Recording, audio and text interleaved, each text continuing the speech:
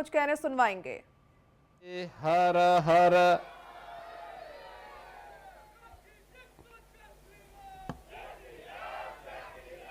गोरखपुर के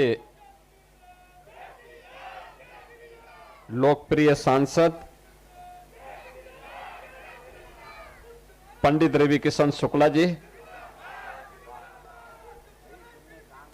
महापौर doctor Manglesh Srivastava ji, Bharatiya Janata party के प्रदेश के उपाध्यक्ष और विधान परिषद सदस्य डॉक्टर धर्मेंद्र सिंह जी, मान्य विधायकगण श्री फतेह बहादुर सिंह जी, श्री राम चौहान जी, महेंद्रपाल सिंह जी, विपिन सिंह जी, प्रदीप शुक्ला जी, डॉक्टर बिमलेश पासवान जी, श्रवण निषाद जी, उपाध्यक्ष राज्य महिला आयोग श्रीमती चारू चौधरी जी, भारतीय जनता पार्टी के जिला के अध्यक्ष श्री जनार्दन तिवारी जी, महानगर अध्यक्ष श्री रमेश प्रताप गुप्त जी, महानगर के भारतीय जनता पार्टी के निवर्तमान अध्यक्ष श्री राजेश गुप्त जी, सभी हमारे पार्षदगण, आज के इस कार्यक्रम में विशेष रूप से उपस्थित कालीबाड़ी के मोहन जी और अन्य संतजन, महानगर के सभी हमारे प्रबुद्धजन, उपस्थित बहनों और भाइयों, आज मुझे गोरखपुर के नागरिकों के लिए और उनके घरों में आने वाले अतिथियों के लिए पर्यटन की एक सुंदर नई जगह उपलब्ध करवाने के लिए अत्यंत प्रसन्नता की अनुभूति हो रही है और इसके लिए पूरे महानगर वासियों को, जनपद वासियों को और गोरखपुर आने वाले प्रत्येक पर्यटक को इस नई उपलब्धि के लिए मैं हृदय से बधाई देता हूं, अपनी शुभकामनाएं देता हूं।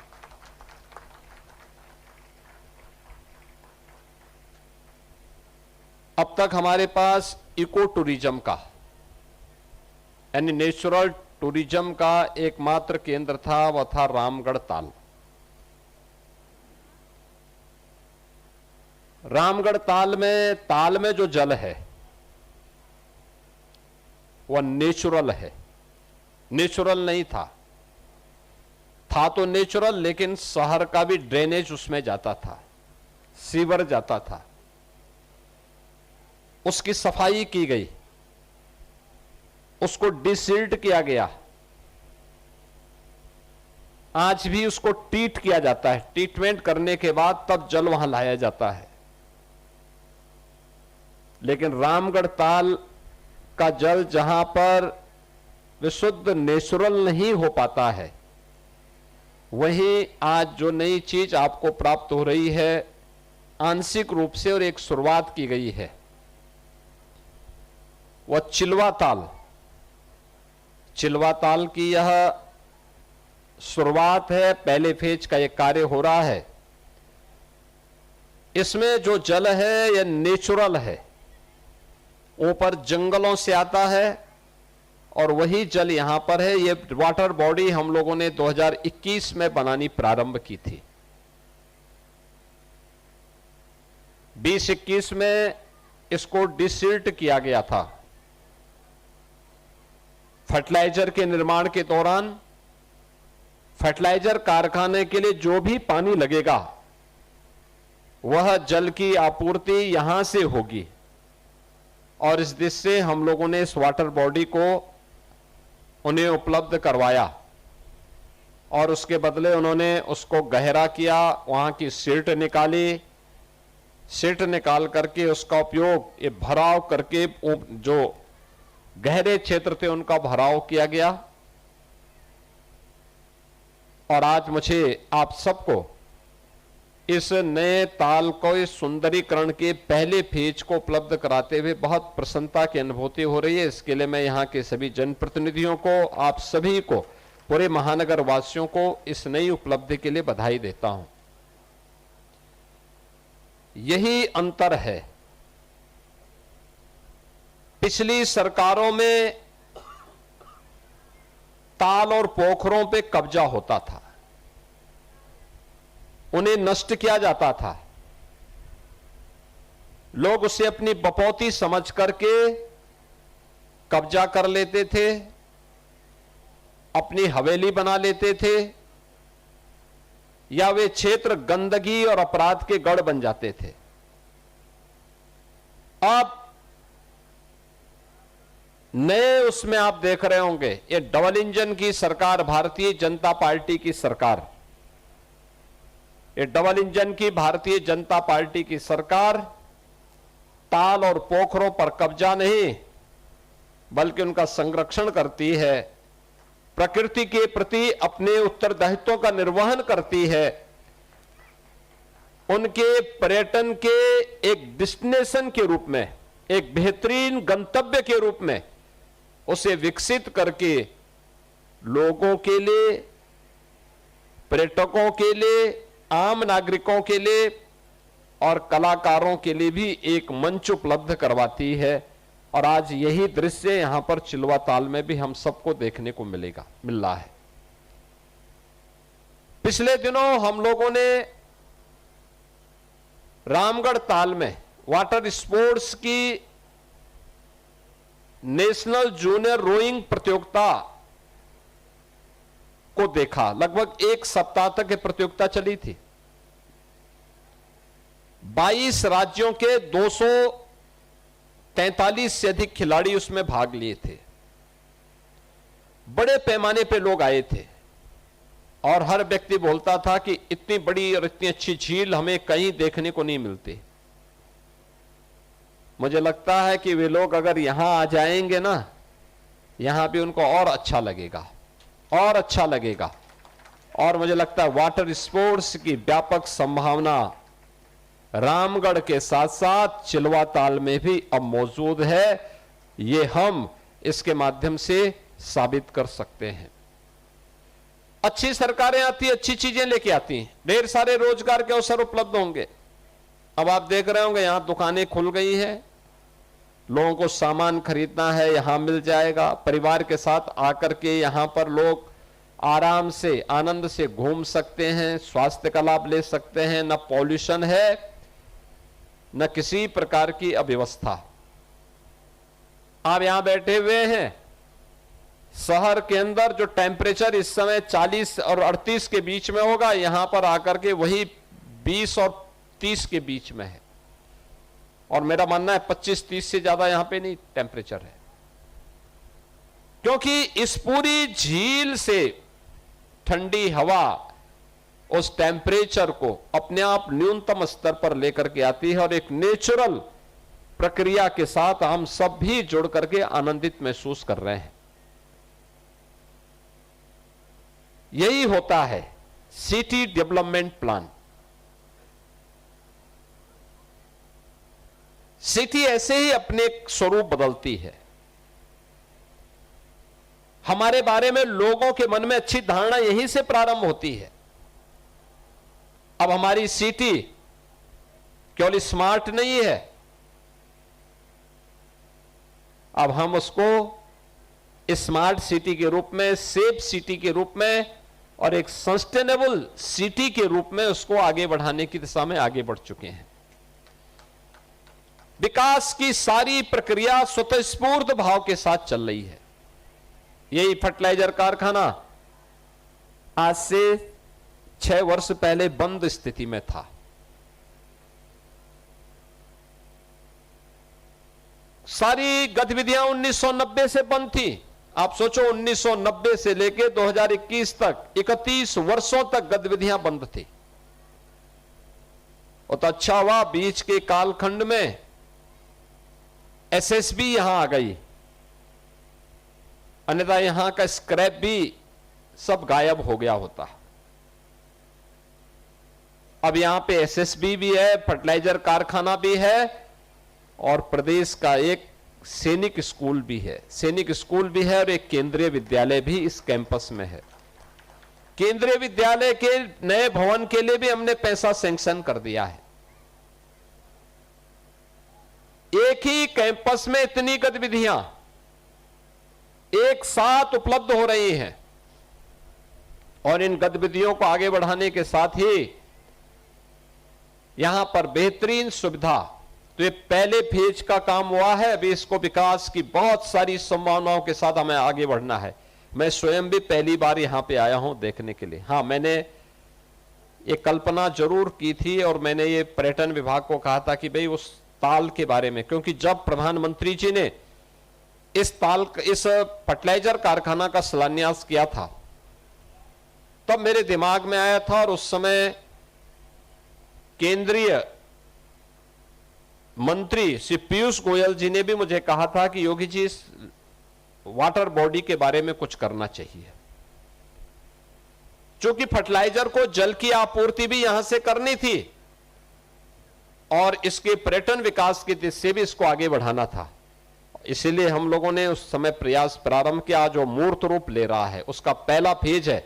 इसके बाद के अन्य फेज में आप देखेंगे कि इसको हम रामगढ़ ताल की तर्ज पर ही बेहतरीन स्वरूप दे करके गोरखपुर के एक बेहतरीन टूरिज्म डेस्टिनेशन के रूप में स्थापित करके इको टूरिज्म का एक बेहतरीन केंद्र बनाएंगे, वाटर स्पोर्ट्स का केंद्र बनाएंगे, फ्लोटिंग सोलर का भी एक कोल इंडिया के साथ मिलकर के हम लोग यहां पे एक सोलर का पावर प्लांट भी यहां पर स्थापित कर रहे हैं जो 20 मेगावाट की बिजली देगा। 20 मेगावाट का मतलब गोरखपुर की पूरी सिटी को बिजली की आपूर्ति यहां के सोलर प्लांट से उपलब्ध हो सकती है। और यह याद रखना, हम जब थर्मल पावर से बिजली लेते हैं तो वह कुछ न कुछ कार्बन उत्सर्जन करता है, प्रकृति को कुछ नुकसान भी पहुंचाता है, लेकिन सूर्य से आने वाली जो रोशनी है उससे बनने वाली ऊर्जा है उसमें कार्बन उत्सर्जन नहीं होता है, वो नेचुरल है, रिन्यूएबल एनर्जी है, ग्रीन एनर्जी है। और वह आप करेंगे तो नेट जीरो का लक्ष्य है कि कार्बन उत्सर्जन को जीरो तक पहुंचाना है, जिससे प्रकृति में होने वाले इस परिवर्तन को हम रोक सकें और उसको रोकने की दिशा में किए जाने वाले प्रयास का एक हिस्सा है। ये विकास की सतत प्रक्रिया को हम नगर के अंदर ऐसे ही चलाते रहेंगे, लेकिन सरकार, ये डबल इंजन की सरकार सहयोग तो कर सकती है, निर्माण तो कर सकती है, लेकिन शहरवासियों को भी अपनी जिम्मेदारियों का पालन करना होगा। शहरवासियों के प्रत्येक नागरिक की जिम्मेदारी है और वह जिम्मेदारी है कि हम लोग इस पूरी प्रक्रिया के साथ जुड़ करके शहर के विकास को आगे बढ़ाने में अपना योगदान दें। शहर का विकास कैसे बढ़ना चाहिए, कैसे आगे बढ़ना चाहिए, इसके संरक्षण के लिए गंदगी नहीं करना है, सार्वजनिक संपत्ति को नुकसान नहीं पहुंचाना है।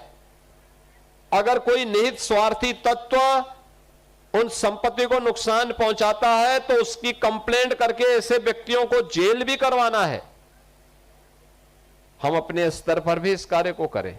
हम लोग रामगढ़ ताल में देखते हैं, सरकार ने वहां कार्य किया है, कुछ स्वयंसेवी संस्थाएं भी सहयोग कर रही हैं, CSR से भी पैसा आता है, लेकिन बहुत सारे लोग जाते हैं खा करके वहीं फेंक देते हैं। अभी एक बैंक ने वहां स्वच्छता का कार्यक्रम चलाया था, 56 बैग यानी 56 बोरा प्लास्टिक बरामद हुआ था वहां पे।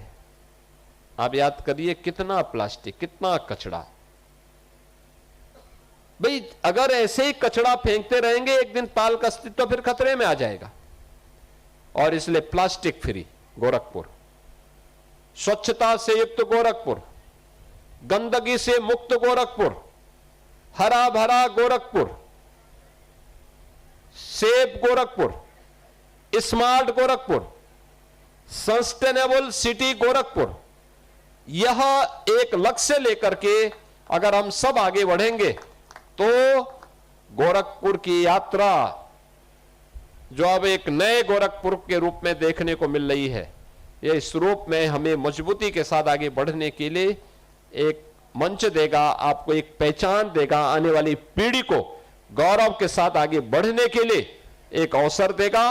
और इसके लिए गोरखपुर वासियों को मैं हृदय से बधाई देता हूं। 5 जून से 21 जून के बीच में प्रधानमंत्री मोदी जी के प्रधानमंत्री के रूप में 12 वर्ष के सफलतम कार्यकाल को ध्यान में रखते हुए एक विशेष अभियान प्रारंभ हुआ है। याद रखना, 5 जून से 21 जून के बीच। 5 जून को विश्व पर्यावरण दिवस है, 21 जून को विश्व योग दिवस है। 5 जून को एक पेड़ मां के नाम। और मैं महानगर भारतीय जनता पार्टी, स्वयंसेवी संगठनों, सामाजिक संगठनों, सभी जनप्रतिनिधियों से कहूंगा कि वे महानगर के 2 मंडल को चिलवा ताल के चारों ओर और बाकी 5 मंडल को रामगढ़ ताल के चारों ओर व्यापक वृक्षारोपण के कार्यक्रम के साथ जोड़ें। वन विभाग उनको पेड़ उपलब्ध करवाएगा, नगर निगम उनके साथ सहयोग करेगा, विकास प्राधिकरण सहयोग करेगा। अच्छा होगा 4 को स्वच्छता का कार्यक्रम चलवा करके, प्लास्टिक के खिलाफ, गंदगी के खिलाफ प्लास्टिक अभियान भारतीय जनता पार्टी की ओर से, इन नगर निगम और विकास प्राधिकरण की ओर से, दोनों रामगढ़ ताल में भी सुबह और शाम, और 5 को वृक्षारोपण, एक पेड़ हर कार्यकर्ता लगा करके, पेड़ भी लगेगा, उसकी सुरक्षा भी होगी। एक व्यापक कैंपेन इसको हमें वहां चलाना होगा।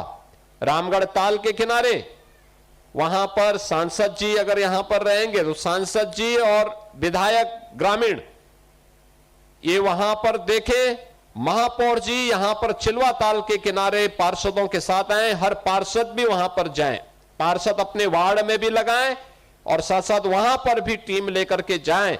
व्यापक पैमाने पर इस कार्यक्रम को आप करेंगे, इसका लाभ आने वाली पीढ़ी को प्राप्त होगा और इस दिशा में हमें विश्व योग दिवस के कार्यक्रम को आगे बढ़ाना चाहिए। और दूसरा, विश्व पर्यावरण दिवस का कार्यक्रम इस रूप में आगे बढ़े। दूसरा हमारा प्रयास होना चाहिए, विश्व योग दिवस के दिन 21 जून को रामगढ़ ताल के किनारे भी और चिलवा ताल के किनारे भी योग के विशेष शिविर आयोजित हों, प्रशिक्षण के भी शिविर हों। जिला प्रशासन, विकास प्राधिकरण, नगर निगम सभी लोग मिलकर के इसकी तैयारी करें अच्छी संख्या में, भारी पैमाने पे। मौसम अनुकूल रहता है, बुलाइए लोगों को, फर्टिलाइजर, सैनिक स्कूल, यहां केंद्रीय विद्यालय, अगल बगल के लोग, सभी लोगों को यहां पर भी रामगढ़ ताल के किनारे भी व्यापक पैमाने पे योग के इस कार्यक्रम के साथ जोड़ने की आवश्यकता है। और करो योग, रहो निरोग, ये संकल्प हम सबको दिलाना होगा। इस विश्वास के साथ आज चिलवा ताल यानी रामगढ़ ताल के बाद अब चिलवा ताल विकास की इस बेहतरीन मॉडल के लिए मैं गोरखपुर वासियों को हृदय से बधाई देता हूं और विश्वास करता हूं कि इस चिलवा ताल को भी आप एक सस्टेनेबल विकास के साथ जोड़ करके टूरिज्म के एक बेहतरीन डेस्टिनेशन के रूप में स्थापित करेंगे। आप सबके प्रति मेरी मंगलमय शुभकामनाएं हैं। धन्यवाद। जय हिंद, जय जय श्री राम। आदित्यनाथ को आप सुन रहे थे। विभिन्न निर्माण कार्यों का लोकार्पण मुख्यमंत्री योगी आदित्यनाथ ने गोरखपुर वासियों को आज बड़ी सौगातें दी है और मंच से संबोधित करते हुए मुख्यमंत्री